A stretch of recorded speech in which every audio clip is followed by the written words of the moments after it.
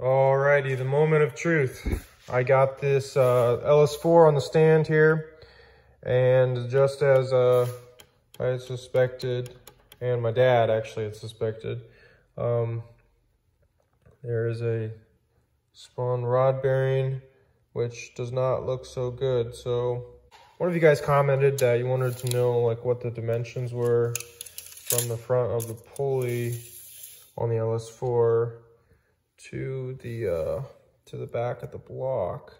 So it's a little bit over 23 inches, and that's measured to the front of the pulley. So yeah, yeah, I guess you can take a look at the engine mounts I had made here too while this thing's on the stand.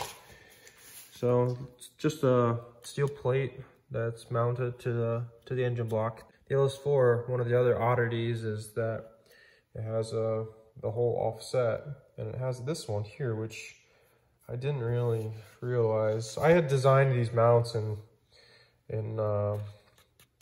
Autodesk Inventor, and yeah, so it's literally just a piece of roll bar tube and another plate welded to it, and then this is a mount out of a T56 for like a transmission. It's got a set screw in it, and engine mounts to the same factory location as the Audi motor.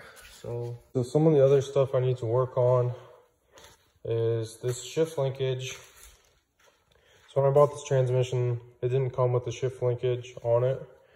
So I ended up taking the B7 shift linkage that was originally in this car, and we shortened it up because it's drastically different. And so what I would like to do is this angle, I mean, I believe that would work for this transmission in my car, because it's pretty closely matches what I had bent up and welded together. So what I think I can do is I think I can reuse this piece we welded together, you know, maybe grind the head of the nut on there that we used to get the spacing right. And then this 8 shifter has an actual collar here. So this is adjustable, whereas this one was not really adjustable. It has, I mean, it's got like an inch maybe of adjustment, but that's it.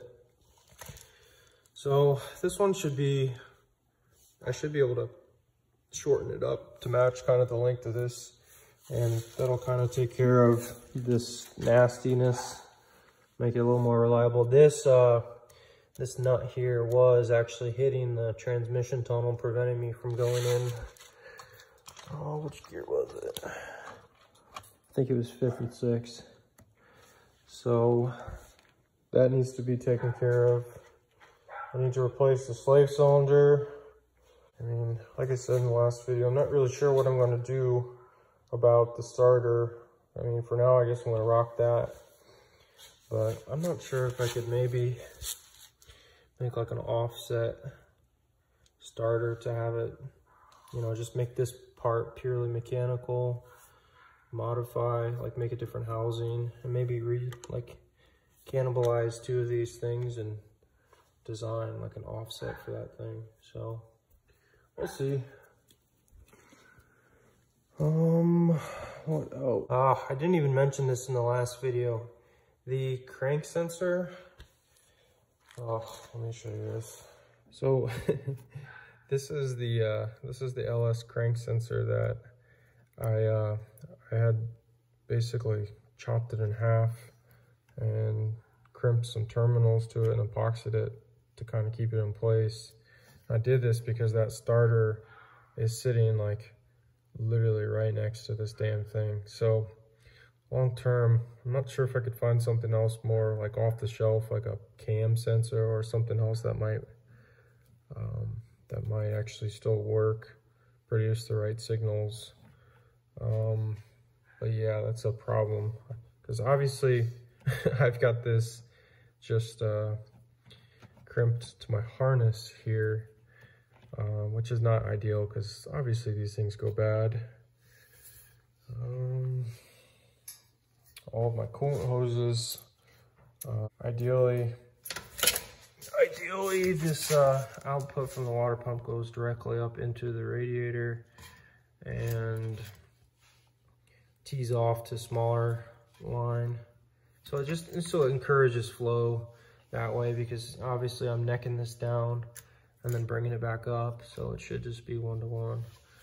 A lot of this shit was like, you know, I was doing it as fast as possible to get the thing up to prove out my design for all the drivetrain stuff. So a lot of this little stuff, you know, even like the shift linkage, like I was doing it as quick as possible to just prove it out, make sure it worked. And like, clearly I think it's okay. I might need to redo some stuff, but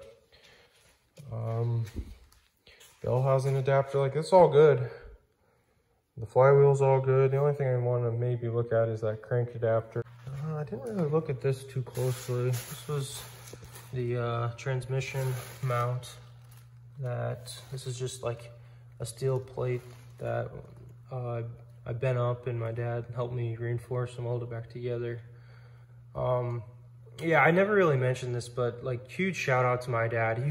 He completely made the whole process possible. Like, he's a tool and die maker by trade, and he's a whiz with machining. He completely machined all of this out. Like, any of the welding, he helped me do. Yeah, welding these things up. Yeah, just can't say more. Thank you so much, Dad. Let's see. So, future plans. Get this thing rebuilt. Fix some of the odd and end things. Get the coolant plumbing fixed. And hopefully put this damn thing back together and get it on the road. I've been watching a bunch of videos on LS swapped cars at the drag strip, and it's really making me want to get this thing done. So, all right, make sure you guys like, comment, subscribe. Let me know if you got questions. Let me know in the chat. Thank you.